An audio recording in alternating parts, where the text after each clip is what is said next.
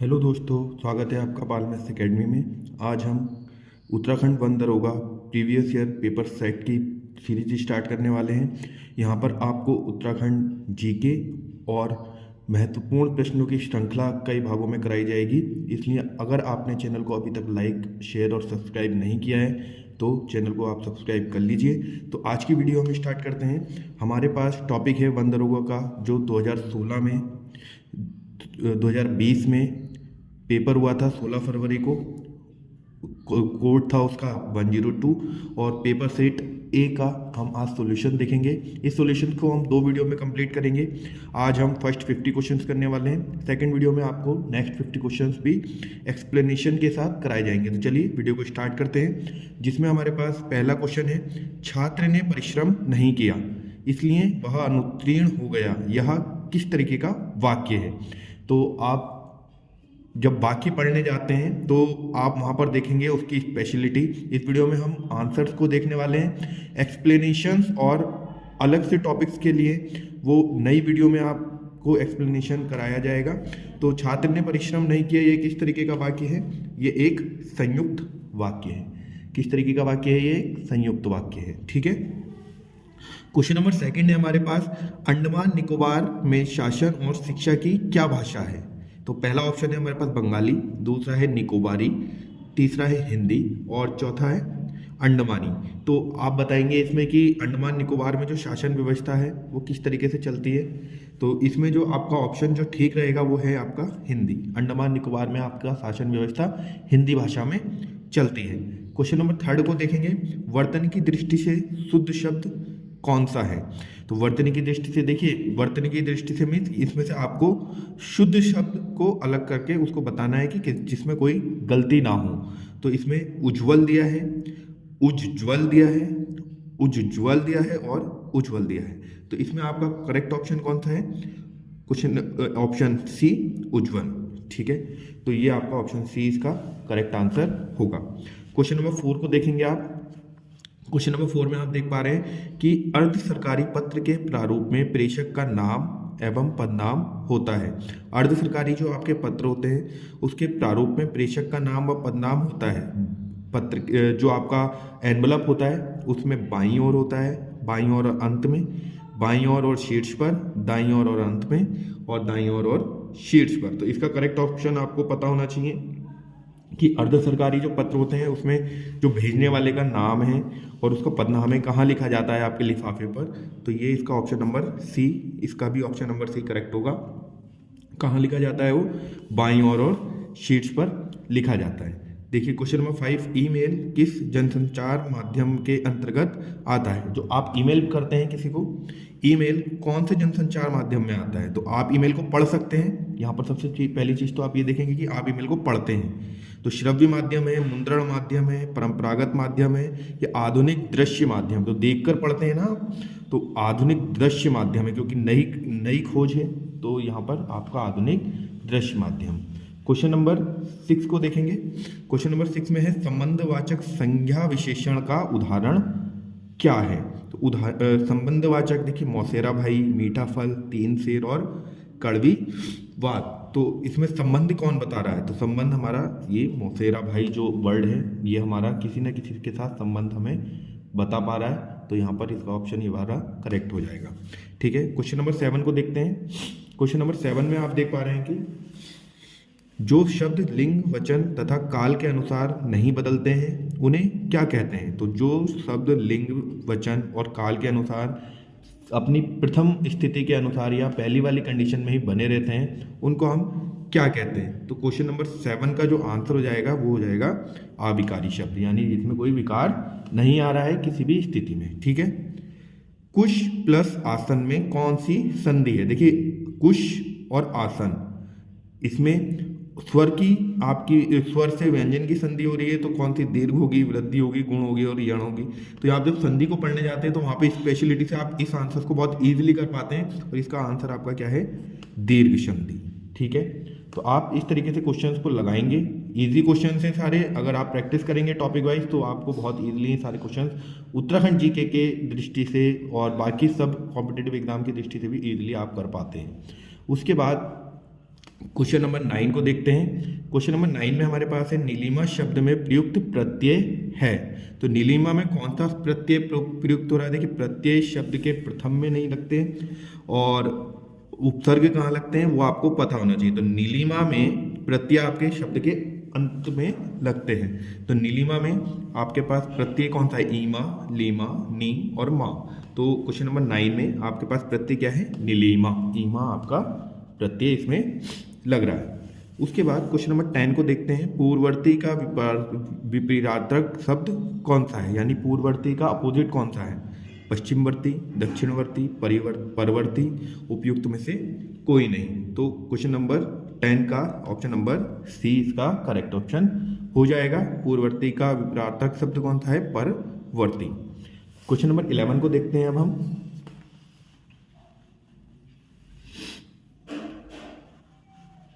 Question number 11 में आप देख पा रहे हैं कि क्वेश्चन नंबर 11 में बोल रहा है कि निम्नलिखित में अशुद्ध वाक्य है। वह बहुत से पशु और पक्षी उड़ते हैं और चरते हुए दिखाई देते हैं। आप ठीक से पढ़ेंगे इसको, बहुत आराम से पढ़ेंगे इन क्वेश्चंस को। आपको गलती इसमें से निकाल कर उसको अशुद्ध में काउंट कर लेना है और जो जिसमें कोई गलती नहीं है वो आपका शुद्ध वाक्य हो जाएगा। तो आपको अशुद्ध वाक्य इसमें से बताना है। देश भर में यह बात फैल गई, इसमें भी आप देखेंगे इसको पढ़कर। बाघ और बकरी एक घाट पर पानी पीते हैं। बाघ और बकरी एक घाट पर पानी पीते हैं, ना जाने कितने जीव पैदा हुए। तो इसमें जो अशुद्ध शब्द है वह है ऑप्शन नंबर ए। वह बहुत से पशु और पक्षी उड़ते हैं और चरते हुए दिखाई देते हैं, क्योंकि पशु नहीं उड़ते। तो यहाँ पर ये अशुद्ध वाक्य में काउंट हो जाएगा और आपको अशुद्ध वाक्य ही बताना था।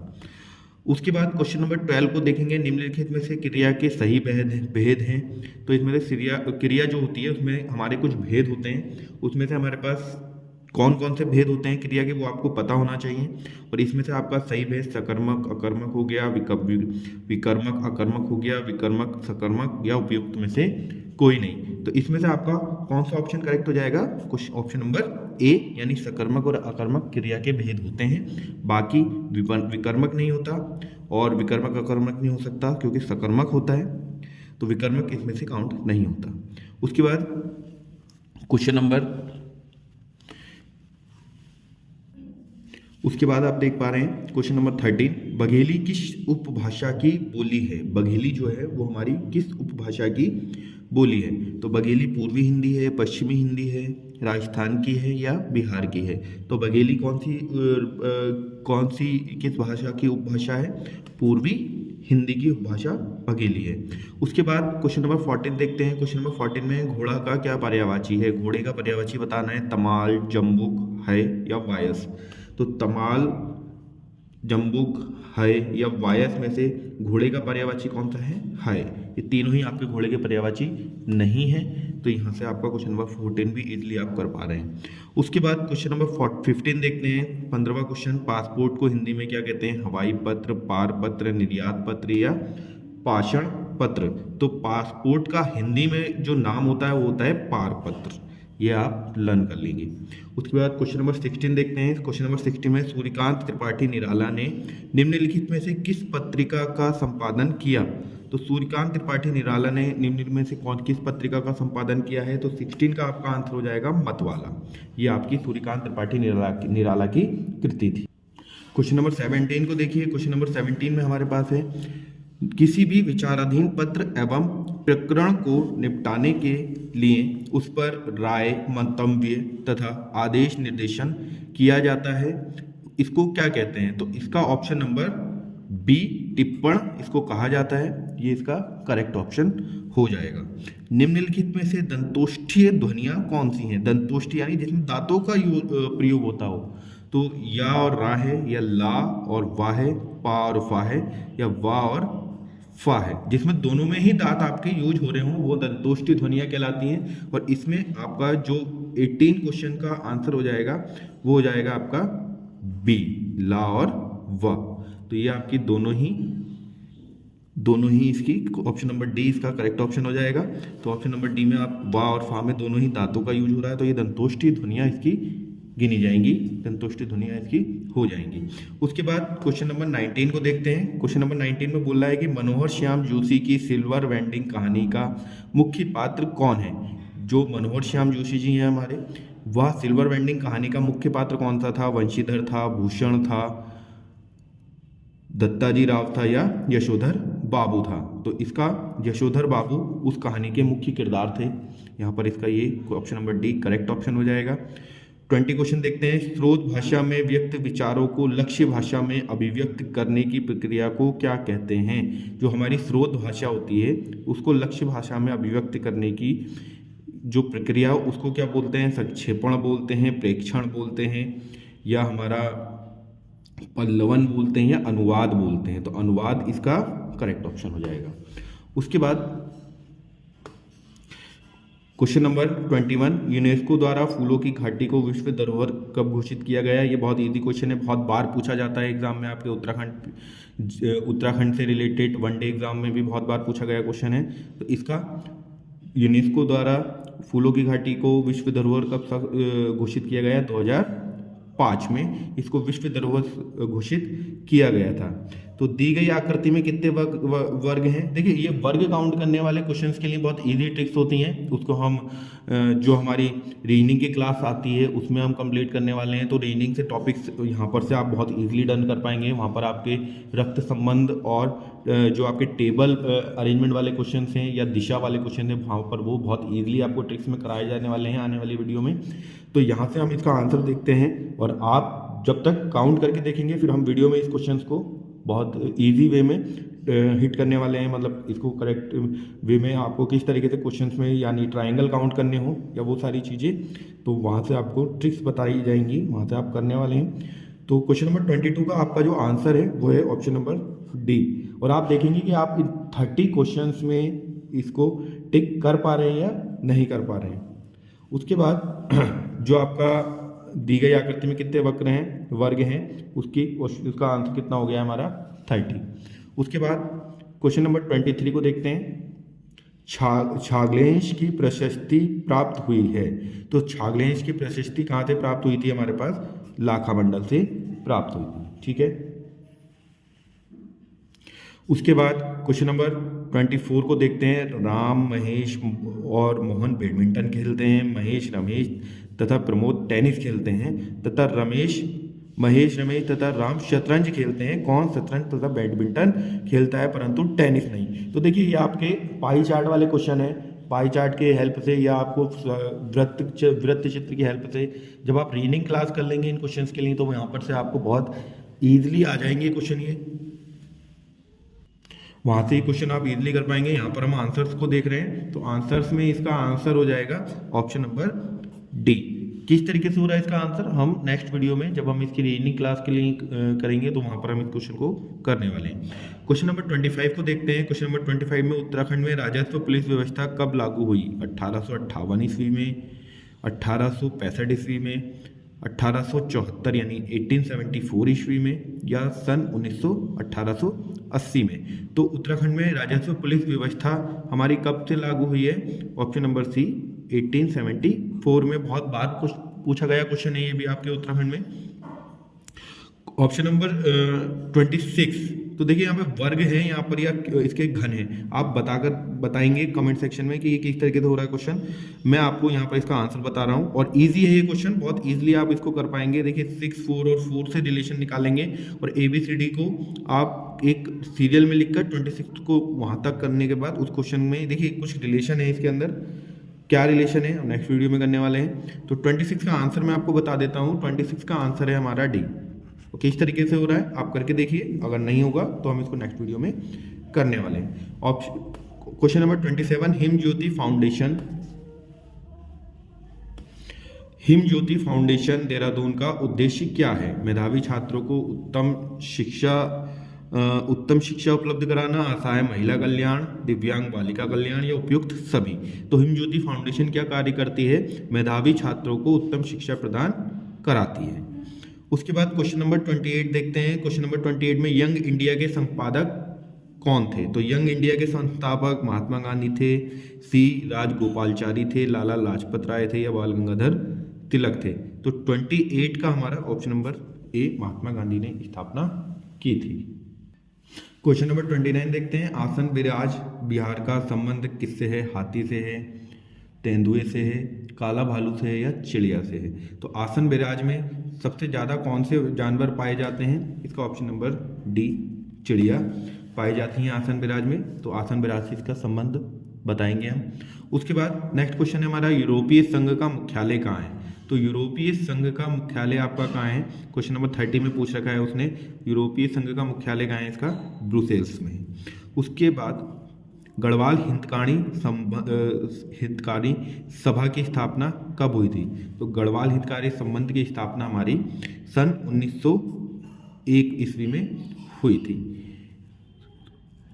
क्वेश्चन नंबर 32, निम्न में से संयुक्त राष्ट्र के हेग स्थित अंतर्राष्ट्रीय न्यायालय के संबंध में कौन सा कथन सत्य है?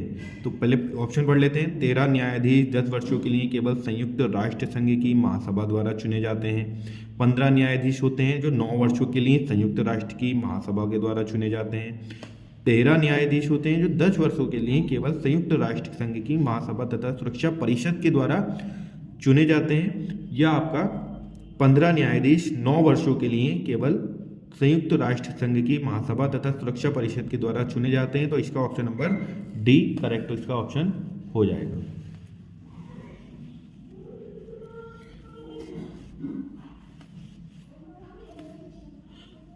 क्वेश्चन नंबर 33 को देखते हैं। क्वेश्चन नंबर 33 में हमारे पास क्या पूछा है उसने? उत्तराखंड की संस्कृति में ढूलो डुस्को है, ठुल खेल है ये, तो क्रांति थी, विवाह था, कुश्ती थी या पहाड़ी रामायण थी? तो क्वेश्चन नंबर 33 का आंसर हमारा पहाड़ी रामायण, इसको एक नाम है ठूलो डुस्को बोलते हैं। उसके बाद नेक्स्ट क्वेश्चन पे आते हैं हम।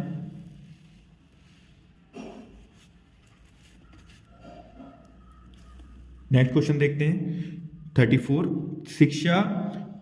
शिक्षा प्रशिक्षण एवं स्वास्थ्य पर किया गया व्यय कहलाता है पूंजी निर्माण, मानव पूंजी, तकनीकी प्रगति या उपरोक्त में से कोई नहीं?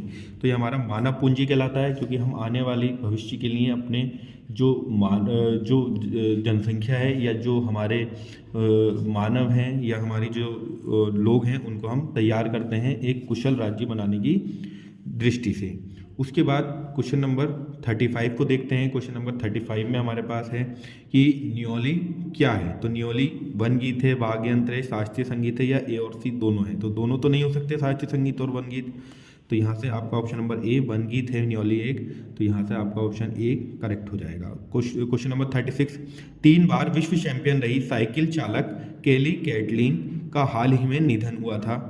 उस समय पूछा गया था, ये करंट अफेयर से रिलेटेड क्वेश्चन है, लेकिन देख लेते हैं, क्या पता ये जीके से पूछ लिया जाए इस बार कि 3 बार की जो आपकी विश्व चैंपियन रही थी केली कैटलिन, उनका निधन कब हुआ था? तो ये 2016 का 2020 का पेपर है, तो 2020 में तो उस समय का करंट अफेयर था।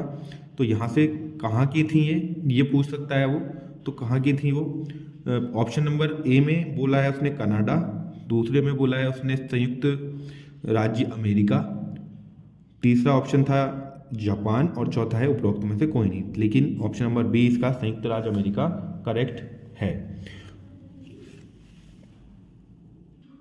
नेक्स्ट क्वेश्चन देखते हैं। गढ़वाली फिल्म जगवाल के निर्देशक कौन थे? तो गढ़वाली फिल्म जो प्रथम गढ़वाली फिल्म थी जो आपकी बनी थी, गढ़वाली फिल्म जगवाल के निर्देशक कौन थे? बलराज नेगी, मोहन उप्रेती, अली अब्बास जाफर या पराशर गौड़? तो आपका ऑप्शन जो ये इनके निर्देशक थे वो कौन थे?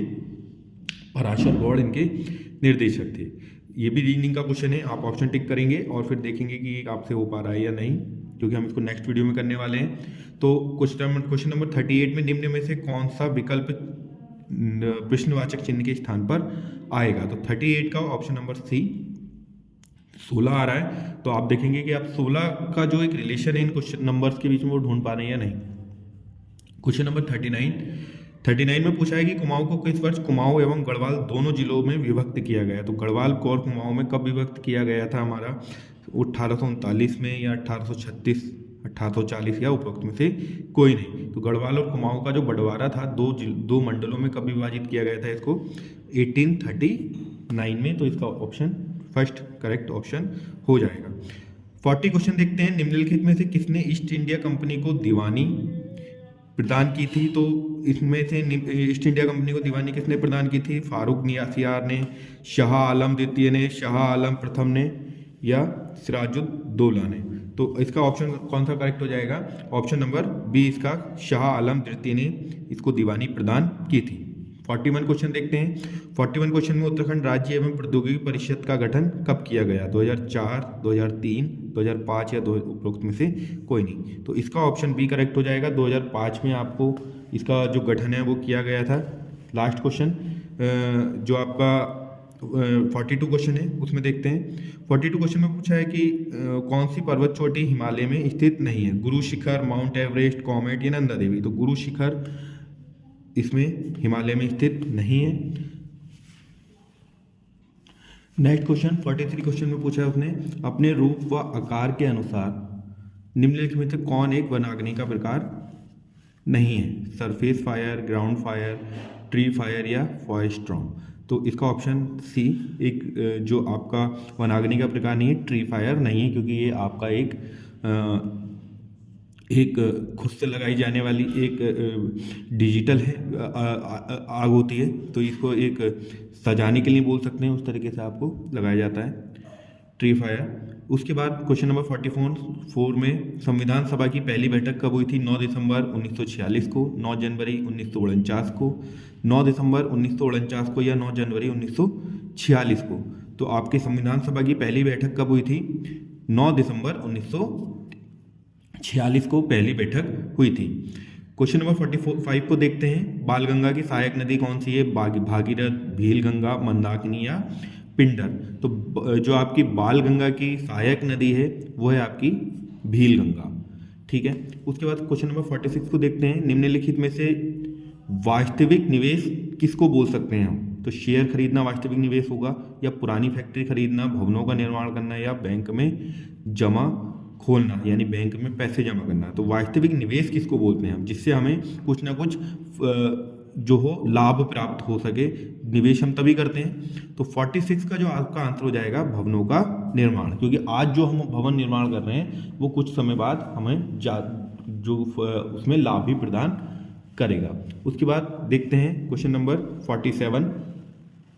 क्वेश्चन नंबर 47 में उसने बोला है कि उत्तराखंड में नगरीय स्वायत्त शासन प्रणाली की शुरुआत कब की गई? तो इसका option number B correct option है। सन 1916 में जो स्वायत्त शासन प्रणाली थी इसकी शुरुआत की गई थी। क्वेश्चन नंबर 48 देखते हैं। क्वेश्चन नंबर 48 में पूछा है उन्हें, व्यास सम्मान 2019 नासिर शर्मा को प्रदान किया गया था और किसके लिए प्रदान किया गया था? ये भी आपका उस समय का करंट अफेयर था। तो आप यहाँ से ये देख पा रहे हैं कि आपके जो पुरस्कार हैं उससे संबंधित क्वेश्चन आपको एग्जाम में मिल ही जाता है, इसलिए अब के लिए भी करंट अफेयर्स में अगर कोई सम्मान दिया गया है तो वो आप उसको पढ़कर रखेंगे। तो इसका आंसर देख लेते हैं। व्यास सम्मान 2019 में नासिर शर्मा को प्रदान किया गया था और किसके लिए प्रदान किया गया था? ये कागज की नाव के लिए। 49 क्वेश्चन, राष्ट्रीय अभ्यारण्य हेतु ऑनलाइन प्रवेश परमिट जारी करने के लिए सिंगल विंडो सिस्टम पथिक शुरू किया गया। देखिए यहाँ से आप ये भी पढ़कर रखेंगे इसको कि पथिक क्या है। तो पथिक एक राष्ट्रीय अभ्यारण्य हेतु ऑनलाइन प्रवेश के लिए परमिट जारी करने का एक सिस्टम है और शुरू किया गया है। कहाँ के लिए शुरू किया गया है? तो इसका option number C Gangotri national park Uttarkashi के द्वारा ये शुरू किया गया था। और आज की वीडियो का अंतिम क्वेश्चन, क्योंकि हम इस वीडियो को 2 पार्ट में करने वाले हैं। Question number 50। क्वेश्चन नंबर 50 में वो बोल रहा है कि रमेश अपने घर से दक्षिण की ओर 15 मीटर चलता है, फिर बाएं मुड़कर 20 मीटर चलता है और फिर बाएं मुड़कर 15 मीटर चलता है। तो वह अपने घर से कितनी दूरी पर है? आप ऑप्शन करेक्ट टिक कर लेंगे, क्योंकि रीजनिंग क्लास में हम सभी क्वेश्चंस को टॉपिक वाइज देखने वाले हैं। तो 50 क्वेश्चंस का जो आपका करेक्ट ऑप्शन है वो बी मीटर 20 मीटर पूर्व दिशा में। तो आज की वीडियो आपको कैसी लगी कमेंट सेक्शन में ज़रूर बताइएगा। और नेक्स्ट वीडियो में हम इसके नेक्स्ट 50 क्वेश्चंस करने वाले हैं। सभी टॉपिक्स को हम सीरीज वाइज कवर करेंगे, इसलिए चैनल को सब्सक्राइब कर लीजिए। चैनल को लाइक शेयर और सब्सक्राइब कीजिए। Thank you.